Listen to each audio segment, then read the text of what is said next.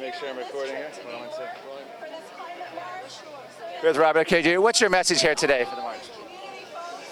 Well, you know, I was at the first Earth Day in New York City in 1970, and I remember what it was like then. The Lake Erie was declared dead. The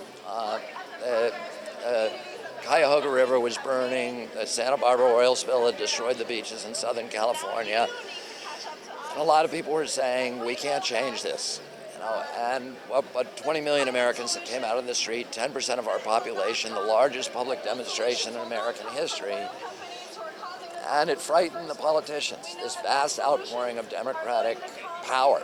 And over the next 10 years, we passed 28 major environmental laws in this country that protect our air, water, wildlife, fisheries, public lands. And you know, the bad guys, the Koch brothers and their carbon cronies and Exxon and Chevron and Shell and the coal industry and their indentured servants on Capitol Hill, they have money on their side.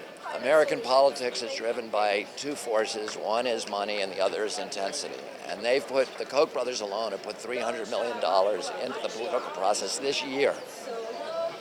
We can't match that. What we can do is produce people, and it's really the only thing that we can do. So, and that's why this is so important, that we can show the politicians that no matter how much money they take from the Koch brothers, that, you know, we have the people on our side. The skepticism in Washington persists, and I think the rhetoric gets very heated. I think at one point you had said that CEOs should be jailed. You called it, I don't know if it crimes against humanity or something, but when you use that kind of rhetoric in the debate, and the other side is calling, you know, global warming, they call them global warming alarmists, they call them that stuff. Where does the debate go, and how do you break that logjam? Because this has been going on for... The problem is you need to use some of that rhetoric because the press is so bad about accepting the orthodoxies of the oil industry and of the Republican echo chamber. I was a district attorney here in Manhattan, and we were putting kids in jail for a year for jumping a subway toll to save 75 cents. Okay, the Koch brothers are poisoning people, and they're polluting our atmosphere. From the emissions alone from the oil and coal industry. It's $375 billion of healthcare costs in this country that they're stealing from the American public. So you tell me, somebody who steals $375 billion and whose activities are flooding nations and causing wars, a $4 trillion war, who should be in jail? The guy who jumps the subway toll or the guy who does that? So is this treason? Should they be in jail, and even politicians? Do I think it's treason? Do I think the Koch brothers are treasonous? Yes, I do. And you know, Rex Tillerson, who's the head of Exxon, said publicly, he said Exxon is not an American corporation. Its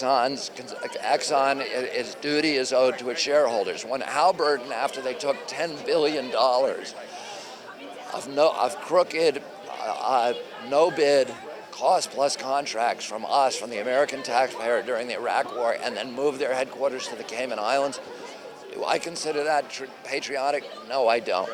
Okay, do I believe that the Koch brothers, who are putting $300 million in the political process this year, do I think they do that because they're patriots? No.